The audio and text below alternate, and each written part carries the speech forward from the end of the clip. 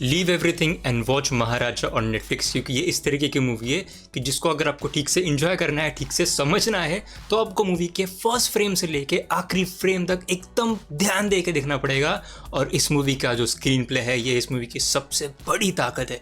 अब इस मूवी की कहानी के बारे में बात नहीं कर रहा हूँ, कहानी तो इसकी अच्छी है ही, लेकिन जिस तरीके का इस मूवी का स्क्रीन प्ले लिखा गया है, it is just phenomenal and I absolutely loved it. थोड़ा डिटेल में बात करते हैं। अब देखो, मूवी की कहानी के बारे में मैं बिल्कुल भी आपको बोलना नहीं चाहूँगा, बस इतना बोलूँगा कि विजय सेतुपति का जो कैरेक्टर है, he is a father and, और वो एक हेयर ड्रेसर है, मतलब बेसिकली वो एक सैलून में काम करते हैं। बस दैट्स इट, मैं उतना ही बताना चाहूँगा। बाकी आपको सबको सारी चीज़ें आपको मैं एक्सपीरियंस करने के लिए छोड़ रहा हूँ मूवी में। और मैं सच बता रहा हूँ, ये इस तरीके की मूवी है कि जहाँ पे कुछ भी मूवी में अगर कोई बड़ी चीज़ ट्विस्ट एंड टर्न्स हो जाते हैं, मतलब ट्विस्ट एंड टर्न्स भी सेकेंडरी चीज़ हो गई, अगर कुछ अलग आप देखते हो, एकदम ऐसे स्पार्क होने वाला कुछ देखते हो, तो आप लिटरली आप सच में मूवी को वहाँ पे पॉज करोगे और सोचोगे उसके बारे में कि ये मैंने क्या देखा और इसका आगे क्या हो सकता है। और मूवी खत्म होने के बाद भी मूवी के बारे में आप ज़रूर से सोचोगे। मूवी की कहानी के बारे में बात नहीं कर रहा हूँ, फिर से बोल रहा हूँ, लेकिन आप इसके बारे में सोचोगे कि क्या ब्यूटीफुली उस चीज़ को लिखा गया है। और आप कहानी के बारे में बात ही कर लेंगे कि किस तरीके से आपको कहानी फील कराएगी। मुझे इस मूवी को देखते हुए काफ़ी सारे अलग अलग इमोशंस का सामना मैंने किया, be it grief, be it sadness, be it a bit of relief, be it a lot of anger. लेकिन यार again I am saying the best part of this movie is how the screenplay is written. अब screen play story की बात हो गई, लेकिन अब बात करनी पड़ेगी एक्टिंग के बारे में। विजय सेतुपति इस मूवी के लीड है and he absolutely killed it in this movie as usual. जिस तरीके से उनके अलग अलग शेड्स है कैरेक्टर के, आपको बहुत मजा आएगा उनको देखते हुए। लेकिन इस मूवी में एंटागनिस्ट भी है और वो है अनुराग कश्यप।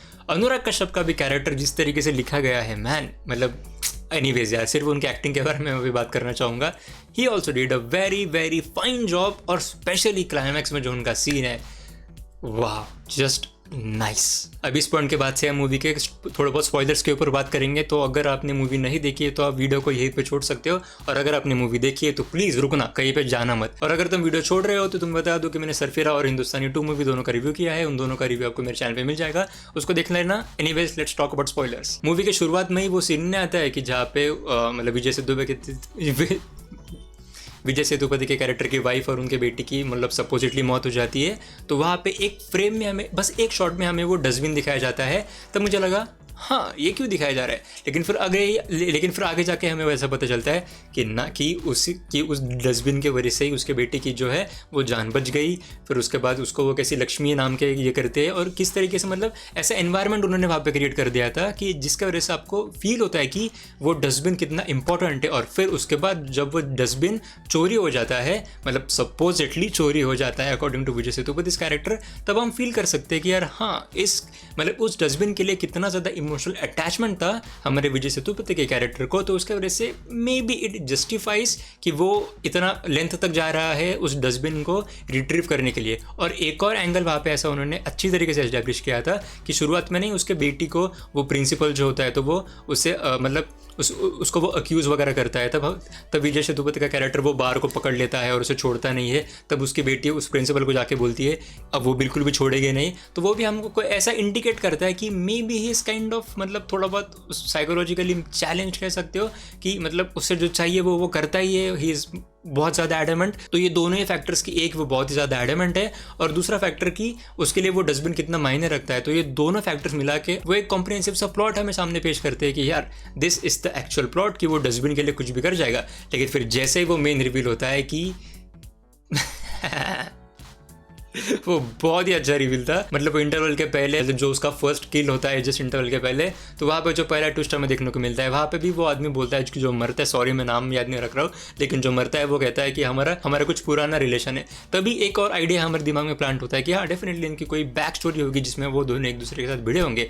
और इसमें एक और अच्छी तरीके से उन्होंने जो कैरेक्टर एस्टैब्लिश किया था हमारे विजय सेतुपति का, कि वो ज़्यादा बात नहीं करता है। तो वो ज़्यादा बात नहीं करता है, इसके वजह से वो खुद को ज़्यादा एक्सप्लेन भी नहीं करता है, और उसके वजह से हमें ऐसा भी लगता है कि हाँ ठीक है, इन दोनों के बीच में कुछ पुराना फ्यूड होगा, लेकिन जिसके बारे में बात करनी चाहिए, लेकिन हमारा कैरेक्टर ही chooses not to talk about that, और वो भी जस्टिफाई होता है। फिर आगे जाके हमें कैसा अनुराग कश्यप के कैरेक्टर की बैक स्टोरी दिखाई जाती है, फिर कैसे उसको विजय सेतुपति के कैरेक्टर के साथ लिंक किया जाता है। और सबसे बेस्ट तो मुझे वो लगा कि जहाँ पे उन्होंने वो टाइमलाइन का शिफ्ट कर दिया था एकदम से, मैं हिल गया था।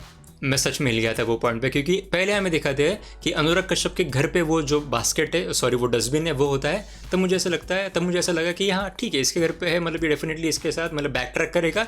लेकिन वो उसके घर पे कैसे आया और इसका मोटिव क्या था बेसिकली कि उसको लेके आना।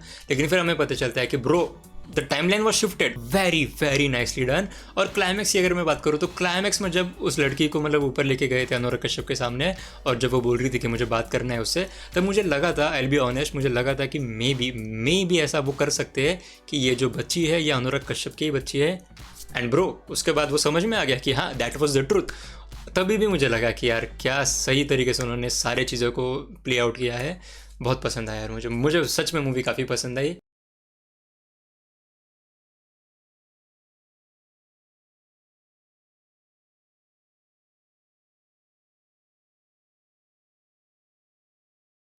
और प्लीज़ अगर तुमने मूवी अब स्पॉइलर सुन लिया तो मूवी देखी होगी, प्लीज़ मुझे नीचे कमेंट्स में जाके बताओ कि तुम्हें कैसी लगी ये movie. And as always thank you so much for watching.